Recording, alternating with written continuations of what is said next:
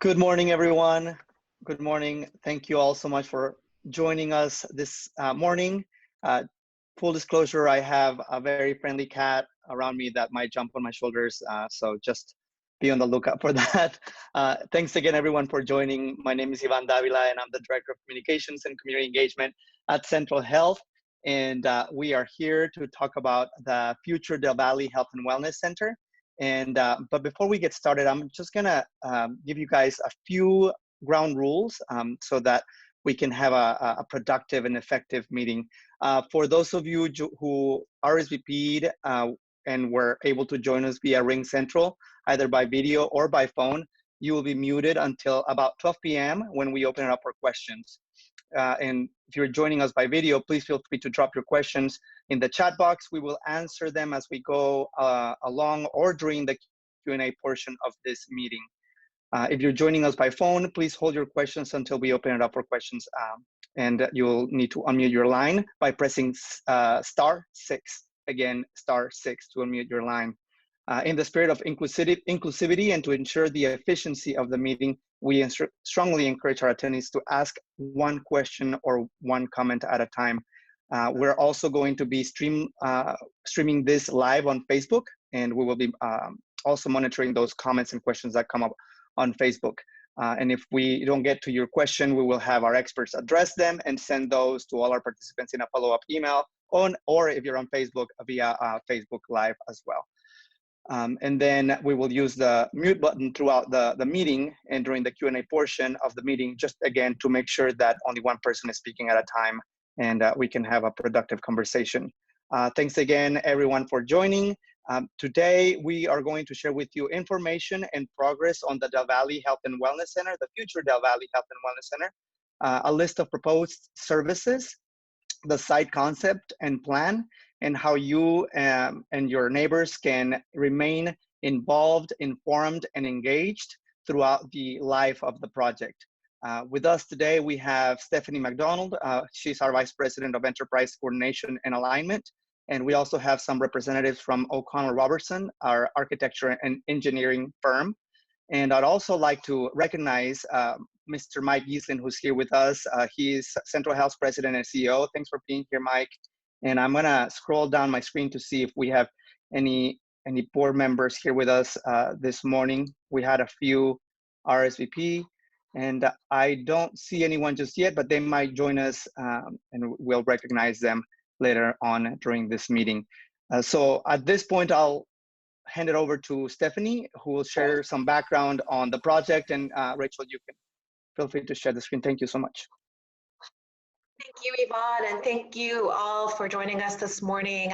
It is really exciting, and it is my privilege to work with a team of really dedicated professionals, both within Central Health, at Community Care, our clinical operator partner, as well as our consultant team from O'Connell Robertson. And I'm really glad to have so many of you with us today. We at Central Health and Community Care have had a long-standing commitment to the Del Valle community, and we have worked over the years to provide access to healthcare, either through partnerships, including with the UT School of Nursing, and most currently in a dedicated, in a shared facility with Travis County Employee Wellness Center. This plan now is for a dedicated site. We've seen a lot of utilization, and we can hear the cat, Yvonne. A lot of utilization of the healthcare that's available on a limited basis at that Employee Wellness Center. That Employee Wellness Center is to the west of 130, and I'm doing a lot of work and analysis with the community and looking at the patients that are enrolled in the Central Health covered programs. We noticed that there was need to be east of 130. So in September of 2020, we finally closed on a piece of property that's located next to Popham Elementary School, east of 130 on Elroy Road. And it's an exciting area. It's an area with a lot of new subdivisions coming in. We see a lot of families coming in. And we've really had to look forward into the future and try to prognosticate what the healthcare needs are going to be for this community. And I think you'll see some of that reflected. It is aspirational, and I will show you some numbers. Rachel, if you can advance a couple of slides, there we go. Part of our charge from the Central Health Board of Managers as we advance these projects to design is to make sure we did some analysis of the data, understood the patient population that we are currently providing healthcare access to, maybe seeing unmet need in the area, and to get to know a little bit more about this community. It is a very geographically diverse community. I think Del Valle is primarily, for us, an area that is sometimes hard to define, but like I said, we're really focused on east of 130 and kind of in this area around Elroy Road.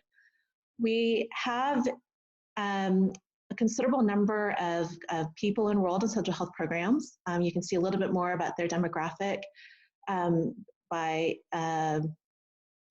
race and ethnicity here. And then I can share with you that Central Health's primary mission is focused with people whose income is below 200% of the federal poverty level.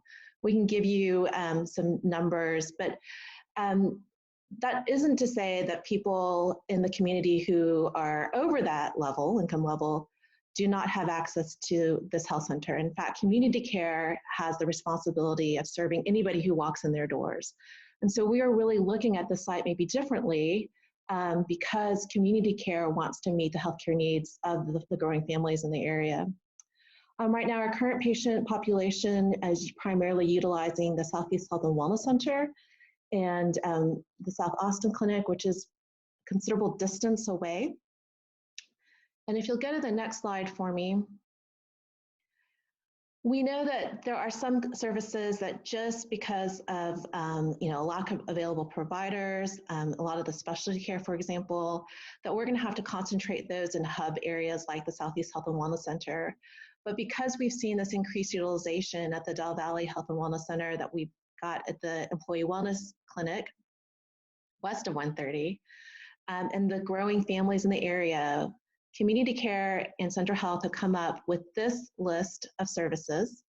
So we see this Health and Wellness Center including primary care. We are looking at dedicated pediatrics in that primary care as well as adult primary care. Dental care, and that's something that's been that's not available in the area, and something that we would like to do more as Central Health in funding dental care and access to dental care within this community. Integrated mental health, behavioral health. And then finally, something that speaks to the fact that there are not a lot of retail services available in this area. We want to get in early, and I noticed that the Director of Pharmacy Services at Community Care is on this call.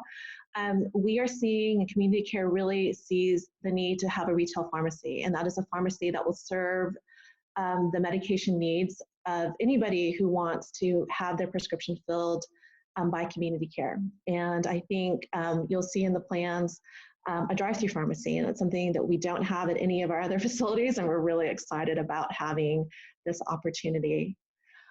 There is a lot of data and analysis. These are just some of the high key points that we thought we would share with you in coming up with our service recommendation.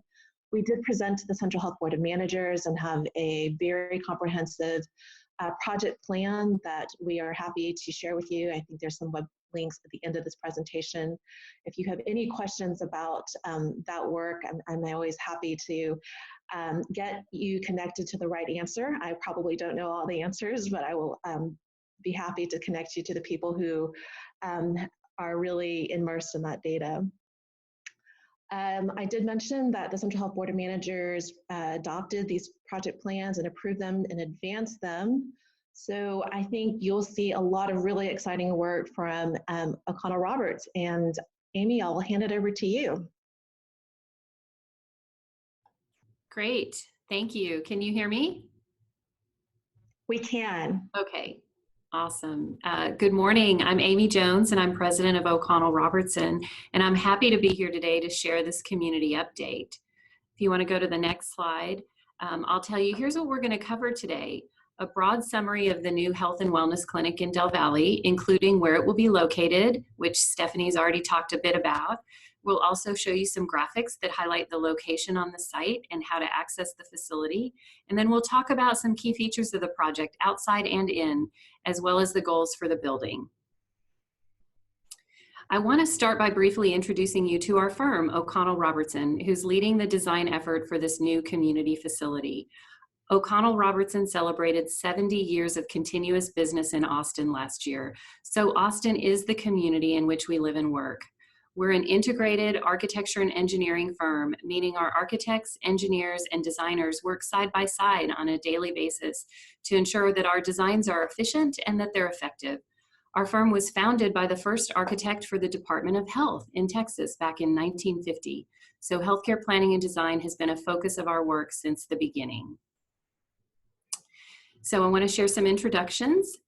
We have more than 70 professional staff members within our firm, including architects, interior designers, and engineers to serve Central Health. In fact, we've added a couple people in the last 2 weeks that bring this number from 68 to 70. Combined, this group is a collaborative and service-oriented team.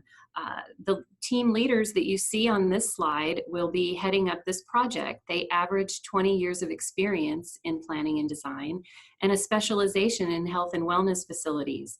They're supported by a big team behind the scenes, many of them on this call today, and you'll hear from a couple more after me. Most importantly, this group is committed to a high level of service and helping ensure that this project supports Central Health's mission to improving the health of our community by caring for those who need it most. And then I wanted to just tell you that we bring really relevant healthcare and local experience. It includes specialization in design of clinics, hospitals, and other medical facilities across the state, but also experience with Central Health, having designed the renovations to create the Southeast Health and Wellness Center on Montopolis Road. The other projects shown here represent some of the specialty knowledge and expertise our staff brings, as well as other buildings you may recognize which support our local community. We're really excited to be here today to share this update on the progress of the new Del Valle Health and Wellness Center. And with that, I'll pass it on to Jared for more specifics on the project. Thank you. Great, thank you, Amy. We're really excited to be here, like Amy said, and I get to cover a lot of the same stuff that Stephanie had covered, but really we're looking at leveraging our expertise in the healthcare planning realm, as well as our experience with Central Health to really create a comprehensive design. Here's, we're starting to look at the project site located, you'll see that Popham Elementary School there is in the back of the image. Elroy Road is kind of the one that's curving along parallel to the image to the front, intersected by Ross Road towards the front of the image. Here we've just started into the design process over the last couple months of working through a programming effort to really start understanding the scope and scale of the project, how we can really maximize this opportunity not only for Central Health but the Del Valle community area. And so where we're landing at is about 18,000 square foot medical space located here on the site. The property is 2.5 acres. So we're trying to leverage every opportunity there, not only for inside but outside the building as well. So on the next slide, you'll see a little bit of a regional location here. Downtown Austin is kind of located at the top of the image. So you'll see the major thoroughfares, including 35, 71. But two of the major milestones there would be the Austin-Bergstrom International Airport, and then as well as Circuit of the Americas. So we're roughly about halfway there. And as Stephanie indicated, we're east of 130. So right directly adjacent to Popham Elementary School. As we zoom in a little bit closer on a satellite imagery, you'll see then the property, Elroy Road, as I mentioned, intersected with Ross Road. We're right there at that southwest corner, east of Popham Elementary School, and there's currently a gas station at the southeast corner of Ross Road. So the Central Health was able to procure this property, and ultimately we're developing that area in blue shown at the north end. That's the 2.5 acres as we move forward. So as we start looking at detail and what this project can become, we're just starting off and working through the schematic design phase, which is roughly about a third of the way through the design process. So the building is starting to come to shape. There's still a lot of details to figure out as we move forward. And so Ron and Ray have been our experts on the healthcare planning side, taking us through those details. And I'm actually going to turn it over to Ray here, who's going to take you through the site design. Thank you, Jared. Again, if you go to the next slide, the site plan will have 2 access points. We'll have one at the north off of Elroy Road, and the other down below on the lower right from Ross Road. The site design goal was to maximize the building opportunity, thus maximizing the opportunity to support the central health program. Some of the key features of the campus will include a covered drop-off in the center, a drive-through pharmacy to the right or east of the building, and a community gathering space at the north. Next slide. Here we have a three-dimensional model. This image helps to visualize the size and shape of the building. As you can see, we have the covered drop-off at the main entrance of the building, and on the right-hand side where you're entering from from Elroy, you will travel behind the building and approach the drive-through pharmacy on the left, as well as if you look at the left-hand middle of the screen, that's a second access point from Ross Road that will also get you access directly to the pharmacy. We propose using sustainable exterior materials that will consist of stone, as you see here in the corner, and also in the center behind the covered drop-off, metal panels above the canopy with storefront glazing below. And then at the end of the building, we'll be using a linear brick. If we go to the next slide. All right. The community resilience movement has made significant advances over the past decade. Here are a few we are exploring. To support residents, coordinate resource distribution and services before, during, or after a natural disaster, we are proposing an accessible gathering space. If you can see or point right to the upper right hand of the screen, thank you. This area can also include educational programs and shaded community gardens. With solar power becoming the trend in renewable energy, we are looking to add solar panels on the roof that can reap the benefits of solar energy. In addition, electrical vehicle, or EV, is becoming increasingly popular. By adding EV charging stations, we look to reduce emissions and have a greater diversity of fuel choices available for transportation. And by using sustainable materials, this green building practices more energy efficient design with elements that will help connect the community. Next slide.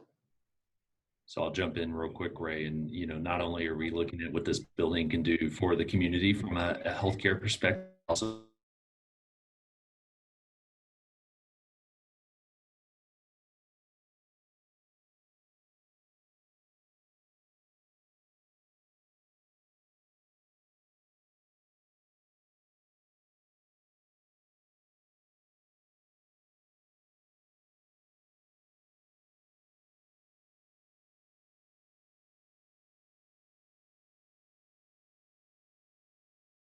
acoustics or furniture to support family improvement. We will use energy-wise construction and design materials using windows and doors, water-saving toilets, and other environmentally responsible materials that maximize energy efficiency. Materials produced in a socially responsible manner will be products from sources that promote safe manufacturing processes and socially just business practices. When possible, we will use local sources. We will plan for energy efficient lighting through clever interior design that includes windows to maximize the use of daylight and minimize artificial light, when artificial lighting is needed, LEDs, halogen, and compact fluorescent light bulbs will be considered to save energy and last longer. Next slide. And here you can see the main entrance of the building in red with the red arrow. Upon entering the building, you will be greeted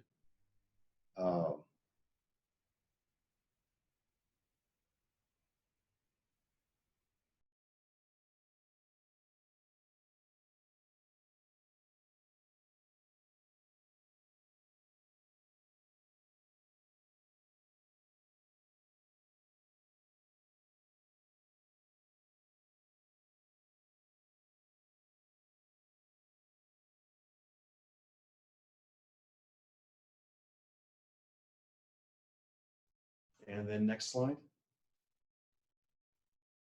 We will continue to use sustainable materials on the interiors while incorporating your community, as we believe the key priority in making sure to support and engage the community's health and wellness.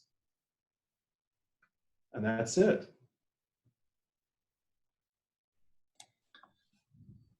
So as we continue through the design process, this building will continue to take shape and gain more definition.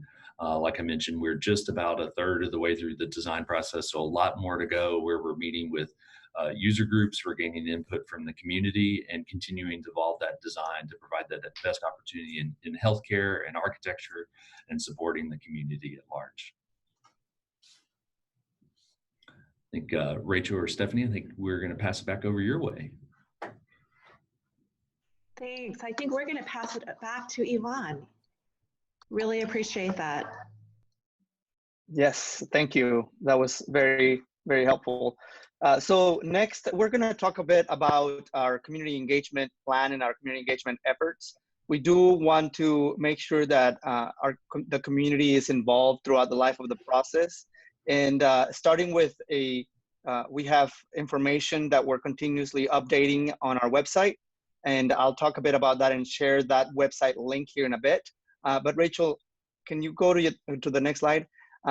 These are some of the activities that we've got going on to ensure that we are gathering feedback from community members throughout the life of the project. So on the left-hand side, you see the tactics that we're employing. So we meet our patients and MAP members where they are, understanding that it may be highly difficult for some of them to join us in conversations like these, but we do value their feedback. And so we are, in a COVID world, we are picking up the phone and calling MAP members to conduct interviews with them. And we also have an online survey that is posted on our website. And again, I'll share the link here in a bit. We are going to be conducting community conversations such as this one. And there's another one, April 24th. These days may vary. And so I will encourage you to continue to visit the webpage that I'm going to be sharing here in a bit frequently. We do have a group of community advisory members that meet on a regular basis. They've been meeting for a while now, and they're going to be continuing to meet every other month to give us their feedback and advice as we make progress on this project. Just as an example, last December, they provided some feedback on community space, making sure that we add community space to the outside of the site plan, and our architects took that feedback and made some arrangements on the site plan, and then we presented back to them, to the advisory group back in January, and so we're going to continue that. We're also going to be meeting with neighborhood groups such as the Valle Community Coalition and others, and those are some of the dates that we've got already slated for community engagement. And then, Rachel, for the next slide.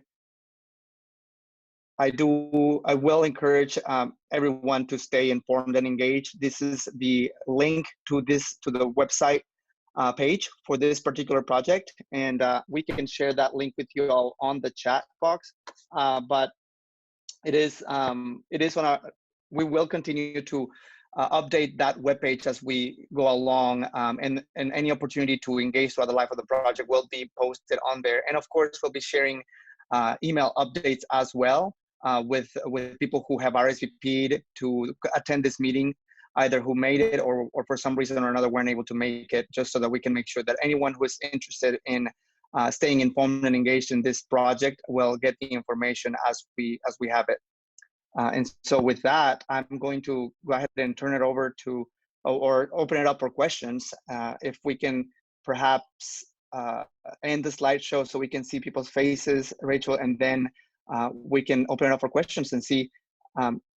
You know what, Mike, I'm gonna call on you just for a second, because I omitted giving you the opportunity to say something, to tell us, give us your thoughts, and give a welcome, and share your thoughts and ideas with the group before we open it up. It's too late. There's no way I can follow that presentation. So what an incredible presentation. I appreciate everybody taking the time today. But thank you, Yvonne. It's all good. Okay, thank you. All right, so with that, I'm gonna open it up for questions. I do have a couple of questions for our presenters, in case no one has any questions. But first, let me open it up to see if anybody has any thoughts, comments, or questions.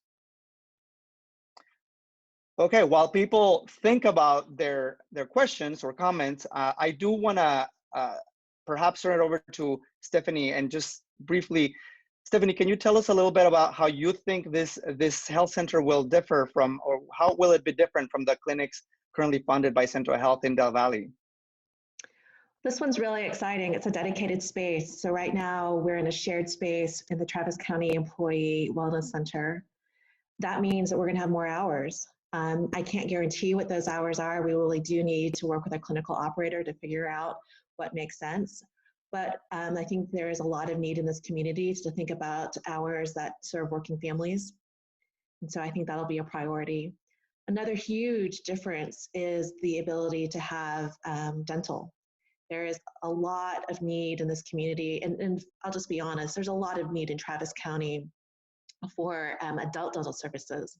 There's usually coverage for most of our children in the community, but adult dental services are very difficult. And if we can have adult dental services, can we also look at pediatric dental services at the site as well?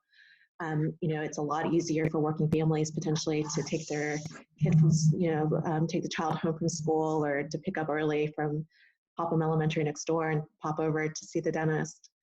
I think the other piece to this that's really exciting is that community care is really working towards an integrated model. So even if we can't necessarily have a specialty provider on site in person, I think we've all seen through COVID and the pandemic response that telemedicine does work, and that people, if they are able to maybe come to this site, especially if there's, they don't have the technology resources or the internet connection at home to support it, they can come here and talk to a specialist or have an encounter through telemedicine. I think that will really expand the reach of our specialty care. And then I think we really want to serve the Del Valle community in a whole health way. And I think that means different things, especially, I think we learned this last week, when there's a natural disaster or when there's no water. And we know that there's climate change, I believe, is very real. And I think we need to look at the health of the community in a broader context than just necessarily medical services. And I think this site will allow us to do that in a way that's very different than other sites. Yvonne, did that answer the question? Yes, thank you so much, Stephanie. And the next question is going to be for our friends over at O'Connor Robertson. This project is in close vicinity to areas that flood, and also close to the Circuit of the Americans entrance on Elroy Road. And so the question is around what assessments have occurred and what planning has occurred to address these issues. Traffic will be an issue during Circuit of the Americans event. So I'll start with the first side of the evaluation of the site. We are working with civil engineer to review the site and the design, and that includes what we phrase as stormwater management. And so there is a regional detention structure that's part of this project that water will flow to. We're also looking at the impact, in particular with Atlas 14, which is the change in the stormwater management required that occurred over the last couple years, and the city of Austin integrated over the last 12 months. Basically, rainfall intensities have increased, and we're designing to that new standard. So that is how we're looking at the site to make sure that it's not impactful to the structures that are going here, and also address the regional need of the area. As far as traffic, I think unfortunately we would love to be able to fix those things, but we are looking at, the access points and multiple points off of Elroy and Ross Road for the site, and meeting the parking counts from our site in particular. All right, thank you, Jared. I appreciate that. I'm gonna go ahead and go back to Stephanie for the next question. One of our attendees works at Austin Public Health in the Neighborhood Services unit, and it's connected to the clinic on South First. And she's wondering, or they are wondering, are there going to be any services like WIC or neighborhood services at this location? They say in their position, we help with basic needs like food, rental, electric, nursing programs, and social worker services. So we are always looking for ways to partner with those entities that provide services that we cannot. And I think we're absolutely looking at partnerships, and there will be space potentially for dedicated services. I think you saw in the rendering the floor plan, there was an unallocated space right now. There's a little bit of, I'll just let y'all know, this is in the limited purpose annexation area of the city of Austin. So I think we just have to work through kind of the geographic limitations sometimes of a site, but we absolutely would and will and already have discussions around partnership with the city of Austin, Austin Public Health, as well as Travis County and other entities that provide critical services. Thank you, Stephanie. And I don't see another question on the chat. And so while we wait for more questions on the chat, I do have another question for you, Stephanie, if we can come back to you. Do we know, do we know how many people we anticipate serving at this location, and how this might compare to the projected need in our demographic report? So I think that's a tricky question, and I want to be very careful and respectful of the clinical operators, especially at community care, who are doing the work around what we would call the pro forma, the payer mix, how much, just because you're a patient of community care doesn't mean you're necessarily going to go to the clinic that's closest to you in terms of geographic proximity. You may have a trusted, provider relationship with someone somewhere else. We also know, like I said, there are going to be limitations to the kinds of services that we can provide at this site. With that being said, I think we are seeing that, it is a 3-provider site. I think that some of that is going to depend on how the provider time is allocated. So for example, just because you have 3 providers, you could split that up with a number of different people. And you could have, some days you have a pediatrician on site, and then some days you don't. And that could really expand the number of encounters and people that you have in a single facility. So I think that just so everyone is aware, and that's part of the reason why we're kind of hanging on to that unallocated space, I think we really are, we know there's enough demand right now just based on our existing, the community care's existing site for adult care. And I think we have some unmet need in especially the pediatric care. So I think we're gonna just have to see how it goes, but I think we are really planning on this being a really robust, comprehensive site and has the ability to grow with the community. Thank you, Stephanie. Does anybody have any questions? Mike, go ahead. Yes, and I want to thank everybody, staff as well as the firm, for really being thoughtful and planning through this, and Yvonne for connecting us with community members. And you mentioned Southeast Health and Wellness. I have a couple of comments actually, but you mentioned Southeast Health and Wellness, and we were visiting with community members here not too long ago. Just opened it up and asked, where have you been recently? Not necessarily a healthcare facility, but where have you been recently that you felt welcome? You felt that you were respected. You felt like there was equity there for you. And they named Southeast Health and Wellness for what it's worth. So I think that really gave people a good feel when they walked into the building. And that's important when you think about patient experience. And so I want to applaud you all for that. The second comment is on the issue of sustainability and resiliency. Obviously, you all have thought through a lot of sustainability elements, but on the resiliency front, the conversation we have this week is probably going to be vastly different from the conversation that we had even 2 weeks ago about what resiliency really means. And it's those extreme events that, you know, you're not sure what the underlying condition will be, but you do know what the basic human needs will be. And so I look forward to more conversations on that, because I think there's a lot of lessons learned that we still haven't really had a chance to catalog yet.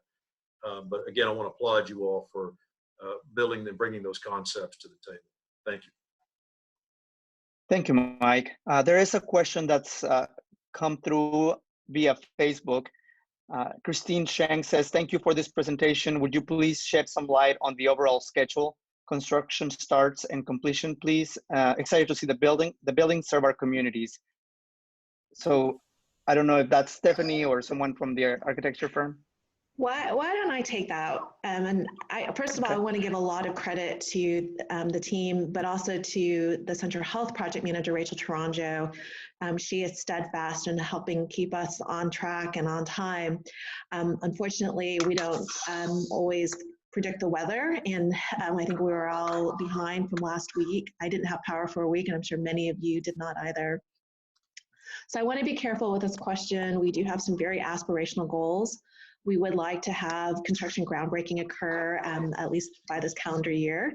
There's a lot not in our control right now. And so, you know, responding to a global pandemic is really, really the top priority for our clinical operator right now. And many of you know that they've been very much trying to serve this community in both testing and vaccinations. There's a large effort going on in a pilot for this weekend even.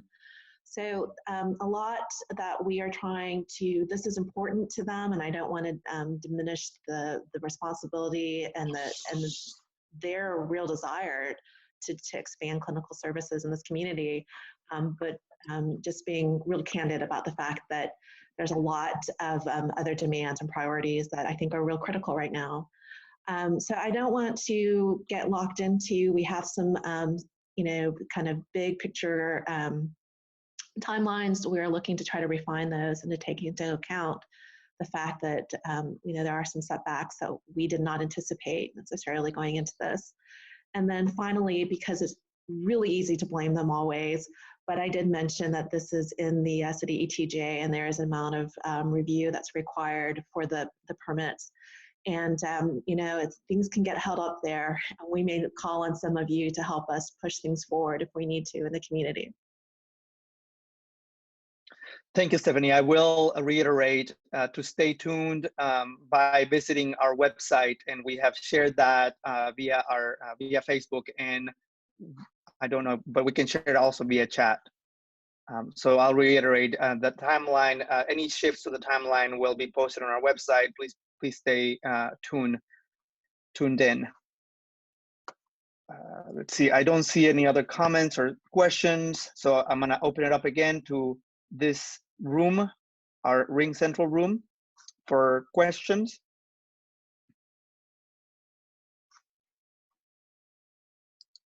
Okay. I see a comment, and it's a private comment on chat. This person is very excited. They've lived in the Valley for many years and is very excited about this project, and the benefits to the community will be massive. This person is extremely grateful for this work. They're getting choked up.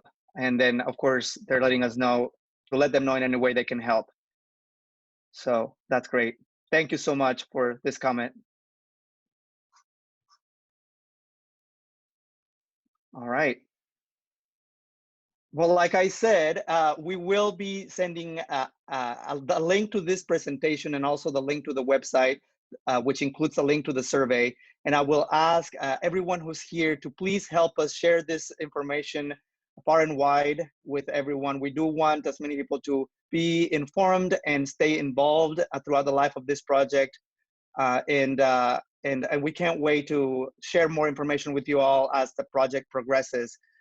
Thank you, Amy, from O'Connell Robertson. They're very proud to be part of this important community project. Thank you so much. We appreciate you supporting this project as well.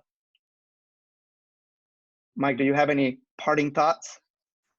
No, again, just want to thank everybody. And good job today, Yvonne. Appreciate it. Can I just thank Yvonne and Anastasia and Anais, who are in the background as well, and the communications, community engagement team at Central Health for putting these community conversations on. Thank you. Absolutely. Our pleasure. Thank you so much, everyone. Enjoy the rest of your day, and we'll be in touch via email. Bye for now.